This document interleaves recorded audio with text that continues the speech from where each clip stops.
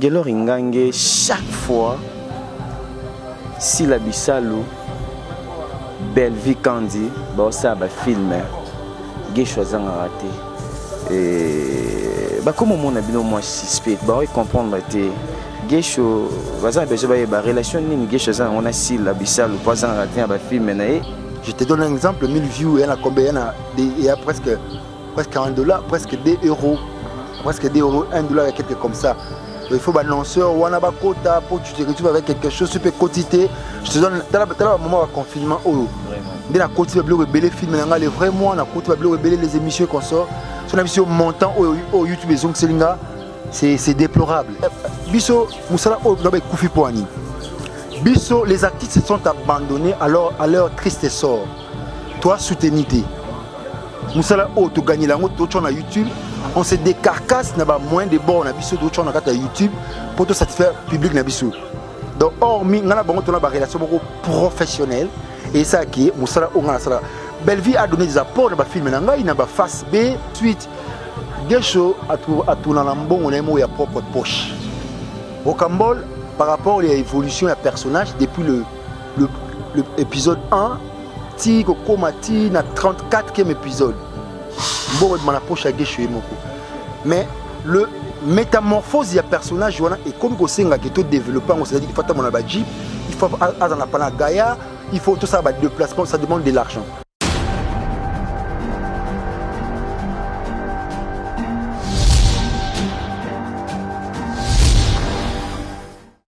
Voilà, merci beaucoup, chers internautes, partout dans le monde entier. Bonjour, je suis Bakuya Kolanda, nos humbles serviteurs au nom de tonton Hervé Lessaï.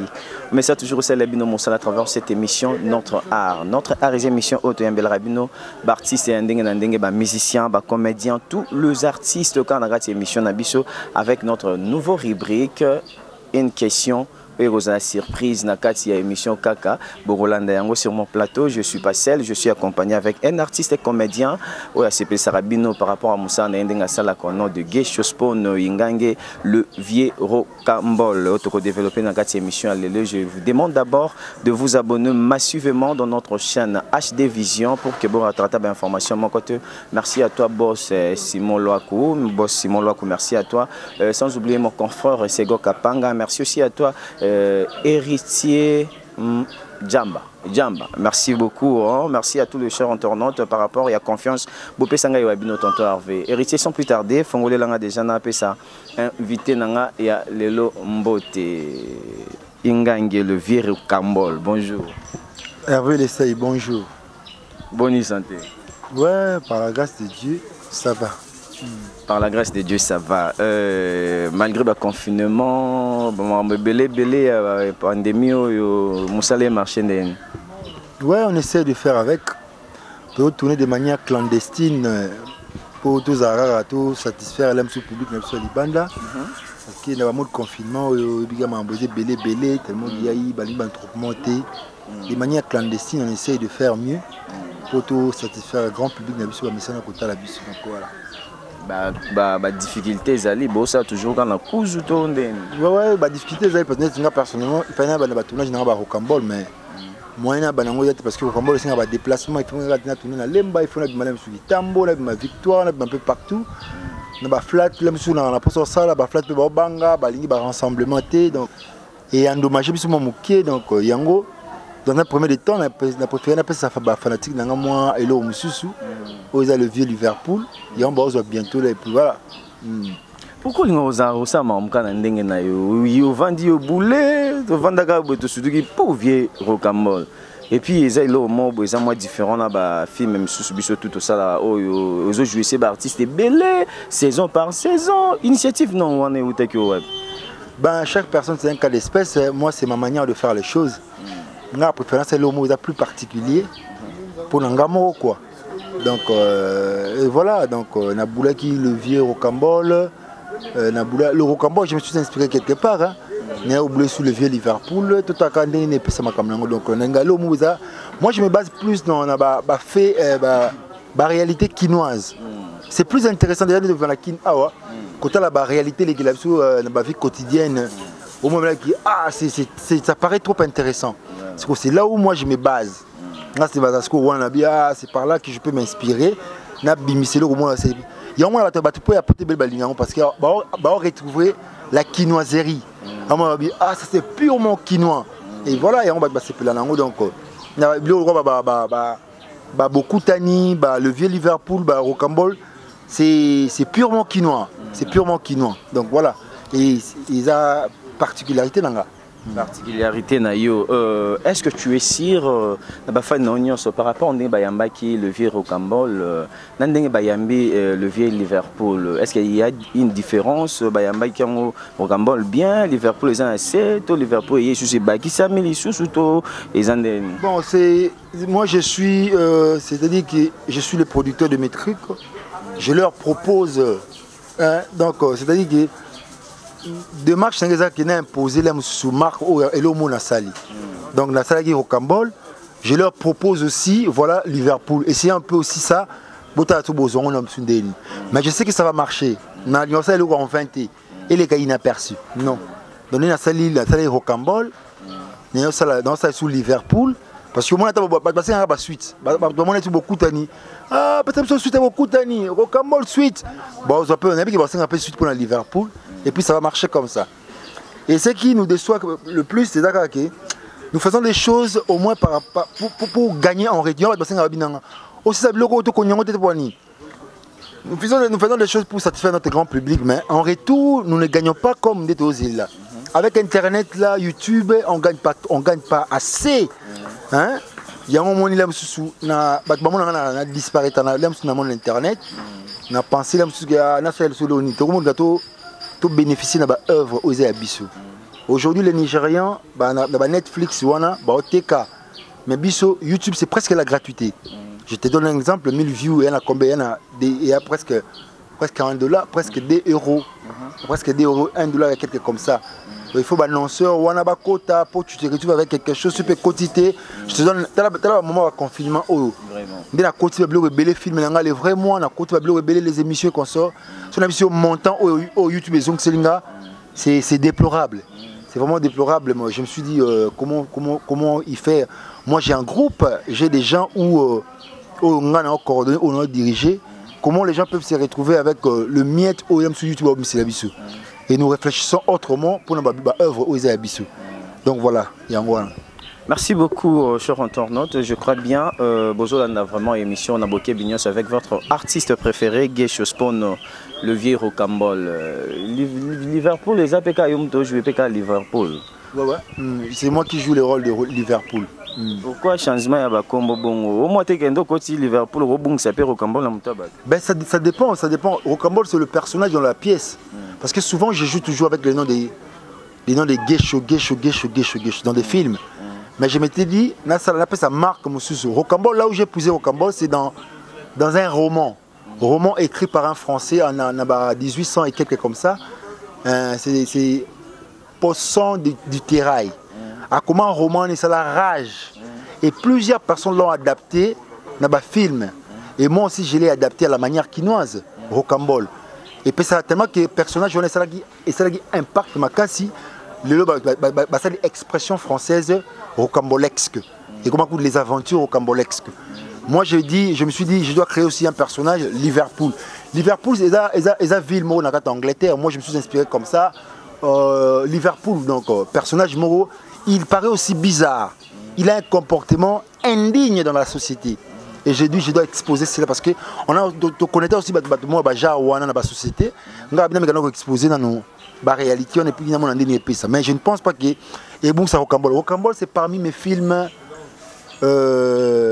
S'il doit y avoir 2 films que j'ai écrits, OSCP Sangamoko, Rocambole, Anakatami Balewana. Donc, c'est parmi mes meilleurs films. Numéro 1. Numéro 1, il y a ma caméra, surtout. Rocambole. Ouais. Voilà, merci beaucoup Geisho Spawn. C'est que tu prépares quoi un groupe, parce que besoin d'un groupe, est-ce qu'il y a des activités, des préparatifs Moussoussou, Geisho ça la rappelle voyage, il production quelque part ou quoi, ou soit il y a déjà un projet mais toi il y a confinement ici là pour que au salon. Ouais, il y a tous il y a confinement ici là. souvent nana préparé na que ça ba scène musoa ya Rocambo na Dubaï. Na pesi tout massa na Babi Oasis de Dubaï na pesi mbote.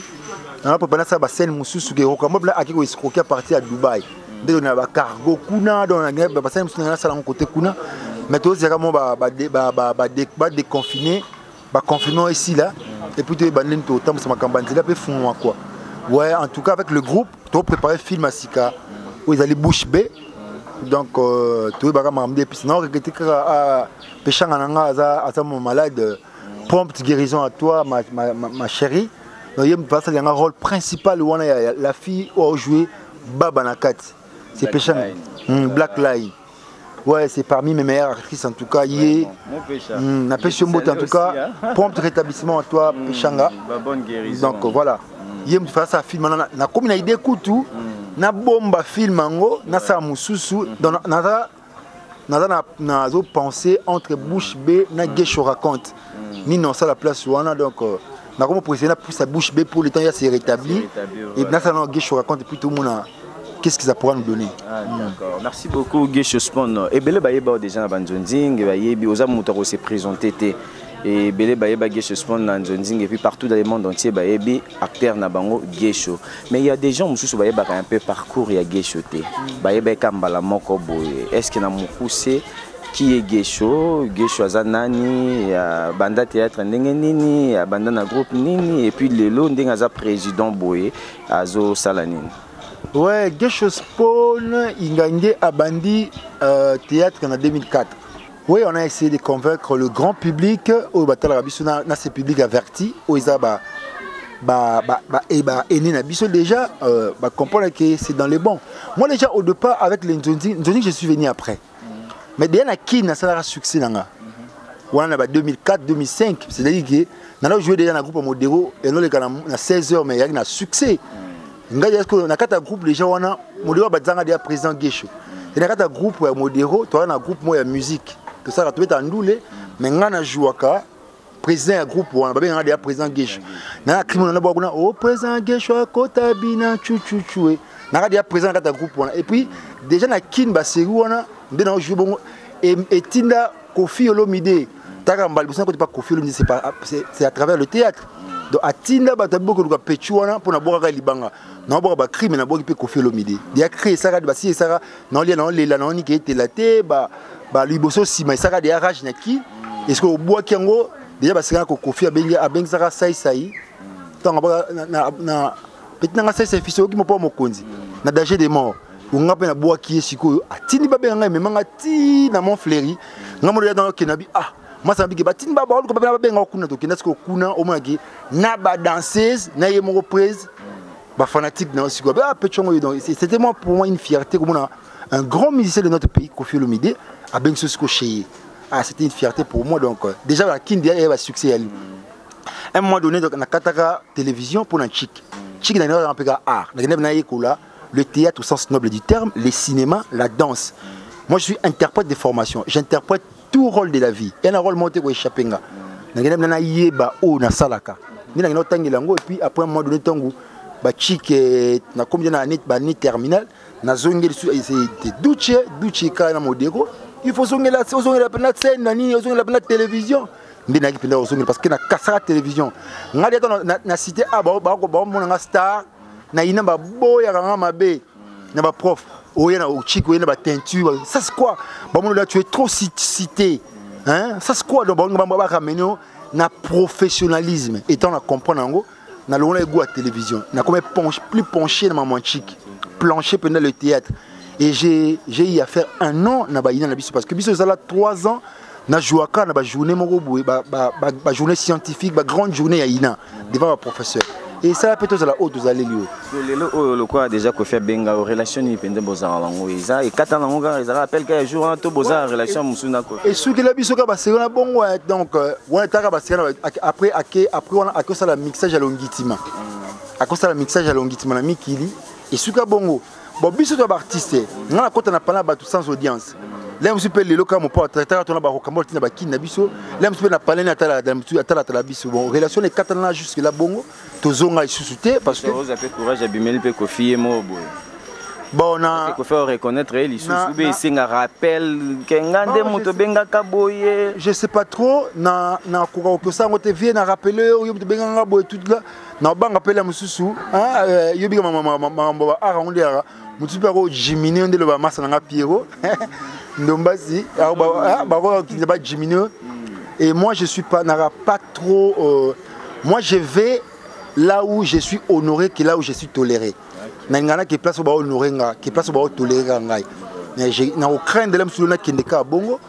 Mais maintenant l'ingénieur monsieur Moga, celui vient reconnaître que petit n'anga za la kaka, qui beaucoup tenu petit yo et ça comme moi. Nga des fierté pour nga moi Kofi l'homme de Benzio.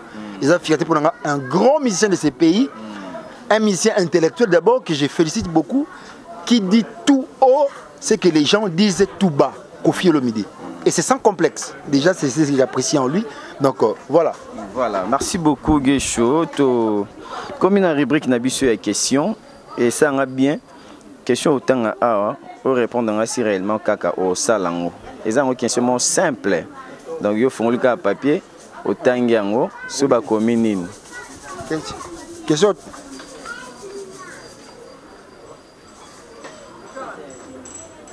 La commune. Est-ce que vous avez la vérité? Mais on peut pas la vérité. Ouais. Na quelque chose que nous avons tout nayo. Ouais, non le la vérité maman na tout ce que la question nga tout nayo. Na nous na tout nyango te siko ba tank ba commune kuna. Ba comme est-ce que vous avez la vérité? Est-ce que yo répondre ngai? Mais je ne peux que dire la vérité kaka. Une émission la vérité. Ouais, la vérité kaka. Voilà la vérité kaka. Ça n'a pas si. Pourquoi ça n'a pas si? Pour moi, tu vas faire une vraiment vérité. Non, on dirait la vérité. On va tenir tout. Toute question mérite une réponse et cette réponse doit être vraie. Voilà, merci beaucoup. Guécho Spawn, aux acteurs comédiens, aux joueurs bien, aux joueurs en zonzing, il y a plein de gens qui se posent la question belé. Gelo Ringange, chaque fois. Si la Bissalou, Belle Vie Candy, ça va filmer, Guécho a raté.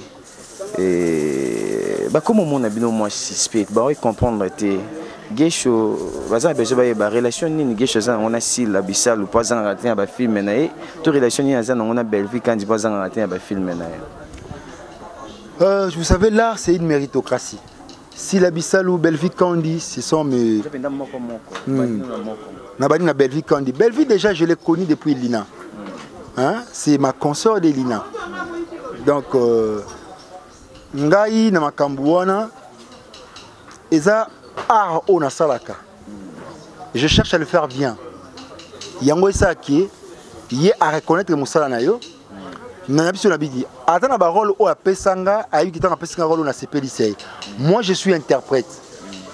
Je suis interprète dramatique. Et on a dit Duce, Ninga Ibanga, Raki, il y a Duce, Ndeka, Pika, Duce comprend que Joe a Makambunae. Sur la PC rôle, autant comme Duce comme le rôle sur mesure.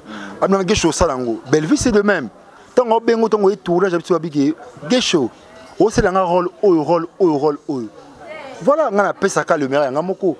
N'est qu'au un peu na Silabisalou. Après Singape Barol, ils allaient dans 2 films, tout ça là. Un demi-père à Bakouk, j'ai rendu les rôles. Moi j'ai rendu, je ne fais que rendre le rôle. Je suis interprète. Donc j'essaie d'interpréter ces rôles bien et pessi magambo ezali. Donc hormis ngana bango tona ba relation professionnelle et ça qui est musala ongana sala. Belleville a donné des apports dans ba film nanga, il n'a ba face B ba après la mort. Et si la Bissau nous n'en parlons même pas, dans ba film belé na sala. Na ba Ursil Pechanga. Donc voilà, et là, je suis Belleville passer dans la zate. C'est-à-dire que ça ne m'inquiète pas, c'est-à-dire que le rôle, il a profil le rôle et pas naïe, nazalité, et c'est que je suis et voilà. Mais vous avez parmi les garçons, qui jouent à trop, ils n'ont pas supposé.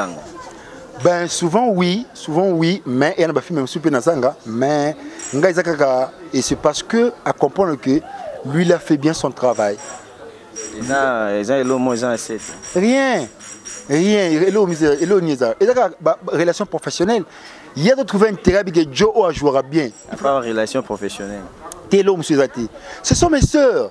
Bellevue a sœur Nangai, si la sœur Nanga, donc voilà, tout ce que la relation moko, il y a bon hormis qui est profession, qui famille Pekota. Si la vie à la maison, moi je vais chez elle, Bellevue de même, non, donc c'est ça. C'est ça. Voilà, merci beaucoup. Je crois bien bonjour. Réponse. Là, bon, on écoute fort pour Bellevue. Comme c'est juste morlé là. Là, bon, on écoute fort. Au contraire, Bellevue, c'est écoute bon bassi là. L'ambiance qui règne, non, tu ne peux pas avoir l'idée. Hein. L'ambiance qui règne, donc ça on dit tout le monde là-bas, on place souvent impossible. Aux idées. Je les aime beaucoup. Ils ressemblent beaucoup. Et puis d'abord, moi, les natures, c'est provocateur. Sans pour autant amuser galerie. Il faut trouver le mot c'est qui bien. On reprend. Au moins Scrabble, fils, Clova, Maître Mabaya, Didier Kalanji, Miller Champagne, Pacho, Yves Bolela, donc voilà, on a tout le monde dans la présence de Freddy. Donc, on a tout le monde au monde de a attaqué.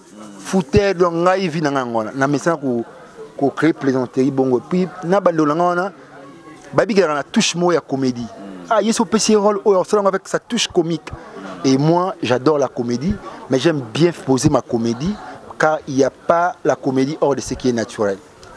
Et ça, la question de Nini Lelo, il est sollicité presque partout. Il y a une question de chaîne, un site qui a tourné par rapport à Moussa Naé. Et le Belako Nini, osa heureux, tout est comment? Ouais, ça, je me réjouis et ça me motive encore une fois de plus. Il y a aussi bien mon travail pour Batouba reconnaître que Zali. Si n'a pas âge n'a biso avancé parce que biso bien qu'à tout comme âge mort avancé ma moi ici la tête je salue mon ami Titan Confort là où il est donc Titan Confort à tout comme âge avancé par rapport à âge ni de pouce là ba rôle peut se modifier comme ba dit comme âge mort boya likolo to peut ça ba rôle ka ba papa tout ça donc ça me motive encore une fois de plus que ça la mieux que avant donc il faut au moins progression ezala par rapport à mon salon. Il faut progresser. Si aujourd'hui on peut dire, bon, ce qui est tout ça, l'analyse encore sans parti pris par rapport à Moussa Lango et à Bichou et à théâtre.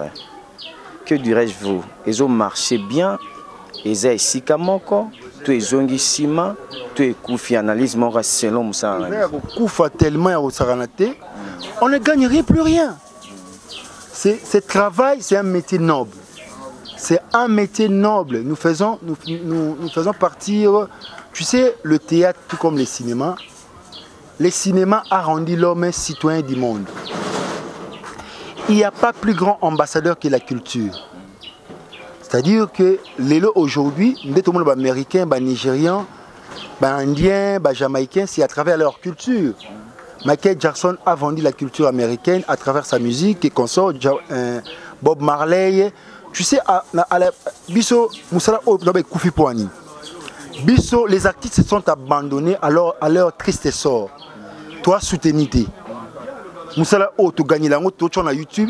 On se décarcasse, on a moins de bords, on a Bisso, tu as YouTube pour te satisfaire public. Mais le pays en question ne nous reconnaît pas. Nous sommes orphelins dans notre propre pays. Or, on ne peut pas avoir un développement du pays sans pour autant passer par la culture. Au moins, la construction, la construction nigériane. C'est à travers le film nigérien, au moins, même si c'est un mariage coutumier, au moins, on s'habiller à la manière nigériane. C'est à travers leurs films. Ils ont vendu leur culture comme ça. Et ils sont soutenus par leur pays. Nous sommes délaissés à notre triste sort. C'est ce qui est grave, c'est ce qui. Ça fait de la peine comme ça. Il y aura si biso le toi quoi Chukuma star na biso quoi. Toi quoi Leonardo DiCaprio, nous faisons la fierté de notre pays. Je l'ai dit et je le répète. Il n'y a pas plus grand ambassadeur que la culture. Tout le monde a commando, commando sur Congo Mobimba.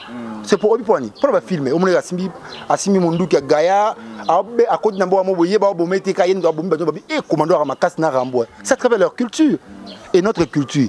Donc le pays doit soutenir cette culture. il n'y a pas la politique culturelle. Aujourd'hui, ça me fait plaisir de mon député Nabiso, continue à assemblée, lobela sur makambu oyo. Mboka eza ko négliger culture. Or, un peuple sans culture, c'est un peuple aveugle. C'est nous qui passons le message. On ne peut pas avoir un développement du pays sans pour autant passer par la culture. Je le répète. La culture, c'est une mode de vie d'une société et d'une nation. Voilà. Il faut pas comprendre. Parce que ces gens-là vont s'inspirer en Congo. À travers groupe Salongo. Va s'inspirer à Awa. Mais là où les gens vont s'inspirer, tout le monde va négliger notre propre pays. Les artistes se sont abandonnés à leur triste sort. Et ça fait très mal. Tout par exemple, Sylvester Stallone Bongo. Tant que ça va film à les Américains sont descendus en Chine, en Vietnam. Ça force il y a pays. Aujourd'hui, personne ne peut s'en passer. L'Amérique, grande puissance mondiale. Film déjà. Et il faut comprendre tout ça. On peut vendre autrement notre culture. Culture, il y a beaucoup de Bissou. Aujourd'hui, je te fais réfléchir. On n'a même pas des industries cinéma. Aujourd'hui, il y a un film qui doit se tourner sur le Congo. Ben Affleck a joué Roi Léopold II. Le film ne va même pas se tourner au Congo. Et les acteurs congolais ne vont pas se retrouver dans ce film. C'est un acteur américain, Ben Affleck. On a tourné un film sur le Congo. Ici au Congo, on n'a pas des industries cinématographiques. Même les industries musicales, il n'y en a pas. Mais les Nigériens sont soutenus par leur gouvernement. On appelle par exemple, si le ministère de la Culture a tellement piraterie, le Congo a au moins plus de 80 millions d'habitants. Et que le ministère de la Culture, qui travaille en collaboration avec l'industrie cinématographique, la production, et que CD $1, on a combien? 80 millions de dollars. So, on va réfléchir à deux fois pour le Macambo. Comment un grand pays, le pays comme le Congo, l'Afrique a la forme d'un revolver, dont la gâchette se trouve au Congo. Congo, Ango, gâchette se trouve à Awa. Si c'est un bon Bango, tu as une industrie cinématographique. Comment expliquer? Même l'industrie musicale, les athées. Le musicien aussi en souffre. Ils en souffrent par rapport à Makambu Oyo. Mais au Bango Awa, ministère de la Culture va parler de Bissou. Et nous escroquer Bissou. Autorisation de sortie. Moi j'ai raté un voyage de Brazzaville ici, aller jouer pour devant le ministre du Développement Durable. Il y a Brazzaville, Henri Jombo. Il avait écrit une pièce là, palabre électorale. C'est moi qui ai monté la pièce pour aller jouer là-bas. Compliqué pour l'autorisation de sortie. Et puis, on a une carte d'artiste, on a un ministère. Et puis, autorisation de sortie, tu bimaté, tu fais ça mbongo, tu fais dans le ministère. Et puis, aujourd'hui, tu télémélon et longwe. On va confier le ministère de la télévision, plus question et longwe. Donc, on va terme biométrique, numérique. Donc, comprendre. Mais il faut pas accepter bima à que nous jouer dans les bandes mboka. Il doit être subventionné par son pays, par l'État, pour abîmer, pour que nous représenter le drapeau à Mboka. Mais nous sommes négligés et ça fait très mal, Hervé. Ça fait très mal. Makambu, il faut consolider. Biso association. Pour toi, la Fédération nationale du théâtre dirigée par le professeur Nzei. ANTPC, Moko, et mon réellement vivant, dynamique des artistes et ça, association. Et tout ça sous tutelle, il y a la Fédération nationale du théâtre dirigée par le professeur Nzei Ivan Moussal. Il faut consolider l'énergie, l'esprit, pour défendre les causes aux alliés à Moussala, aux Abisso. Et c'est très capital. On peut faire de la culture un facteur de développement économique de notre pays. Voilà. Merci beaucoup, Guy Spawn. C'est très fort, hein? Ce message, c'est vraiment très fort. En tout cas, ce qui m'a vraiment échangé dans le cannabis, c'est malamu parce que tous les bâtons na biso, tous les mailles na biso, nous avons fait ça biso. Mais tous les qu'on exploite, même si tous les exploitants, mais va retomber aux alatés. Toujours gagner l'autre côté, toujours bien énergie à ma caisse pour nous satisfaire mon cannabis, mais retomber à ma lame vraiment et je zalaté. On est déjà presque à la fin. Guy Spawn, message clé nous lancé dans la fin de le verre au Cambol pour que tu clôturer l'émission à l'élo. Navi qui se plaindre de Babi qui est président Rocambole suite. Gesho a tourné en bon, on a propre poche. Rocambole, par rapport à l'évolution des personnages, depuis l'épisode 1, Tigo Komati, na 34e épisode. Bon, on a la poche à Gesho et Moko. Mais le métamorphose des personnages et comme on sait que tout développement, c'est-à-dire il faut avoir un jeep, il faut avoir un Gaïa, il faut tout ça de déplacement, ça demande de l'argent. Et nous avons tout le pour satisfaire le public, nous avons tout le pour tourner. Nous avons dit à ce que tout le monde miser dans ma cambouana pour te payer ça le meilleur et à Bissomoko. Comportement de blague évolution et personnage par rapport à son passé. Il y a un monde qui a fait un retard dans les conditions bien réunies et ça qui ma cambou tamboula bien et ça fait très mal. Bas à décider suite à Rocambole on peut ça bango. Mais on comprend que Rocambole a évolué. On comprend que Rocambole a évolué. Il y a un peu sinon tu peux ça avant goût il y avait Liverpool. Bas à calme, on a décidé. Bon, on a suite il y a au Koutani donc grand public à Gesho au Boninga Gesho trop. Nazana pour Nabino, mais quand la traité pour découvrir que tu planifies ma bien et longo na les secrétaires Closontine Lufula qui tu développer bien pour te payer Sabino Makambu au Bolinga ya bien et surtout avec notre agence culturelle pas comme les autres.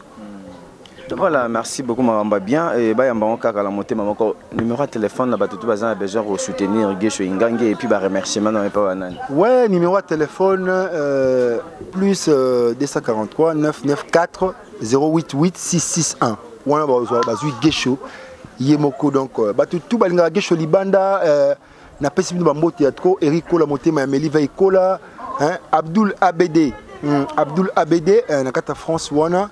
Pourquoi pas bienvenue Vangasele, Félix Taizon Dimbeni, Kofax, Galmi Kofax na Maroc. On a 4G News donc il y a Ferrego là donc on a plus de beau théâtre.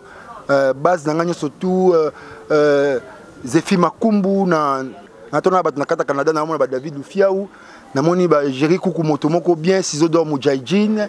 Donc base solide et bon pourquoi pas et puis t'as la carte Scrabble mon Jamar comme Vantouri Malé fils papa fils vice-président Abisso fiston Roli Massaro donc Didier Kalonji Yves Bolela on a pris un président de fier Freddy hein président Freddy donc hier tu respecter faut donc Azagi élu après l'élection va mettre ma balle les juridiques Freddy Kabwaka donc il y a Bisso tout ba Pacho ba Miller Champagne donc il y a surtout donc les Arabiens.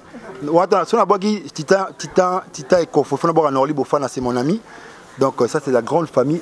Tout balinga Gesho Libanda Nabi Keboza et Sophie Lutala, il y a une scène Lutala, Myriam la Tour Eiffel, Arlette Mayala donc Nalinga Binotro. Aristote Kitambala, Jonathan Gana les champions, les champions, les petits mais costauds, Jonathan Gana les champions. Donc Bino Boza hein na pesi salam non da na pesi non da salam je l'attends la champion les champions donc il y a ensemble battu tous ensemble. Voilà, merci beaucoup le président Gesho Sponi Ngange, le vieux Rocambole. Merci à vous chers internautes. La confiance vous opère ça toujours. Il y a bien humble serviteur au nom de Tonton Hervé Saï. Je suis ici toujours pour lancer la Bino Moussala et je vous demande de vous abonner en cascade dans notre chaîne HD Vision pour que vous rattrapez l'information mon côté. Je suis là toujours pour lancer Sabino. Merci à tous les internautes. Merci aussi à mon boss Simon Loakou. Merci à toi, merci à Sego Kapanga, merci à Héritier Djamba, merci à tous les internautes. Mignon c'est Tonton Hervé, tous les amis de Tonton Hervé, je vous aime énormément. Quant à moi, je vous dis déjà au revoir et on se retrouve au prochain numéro. Ciao.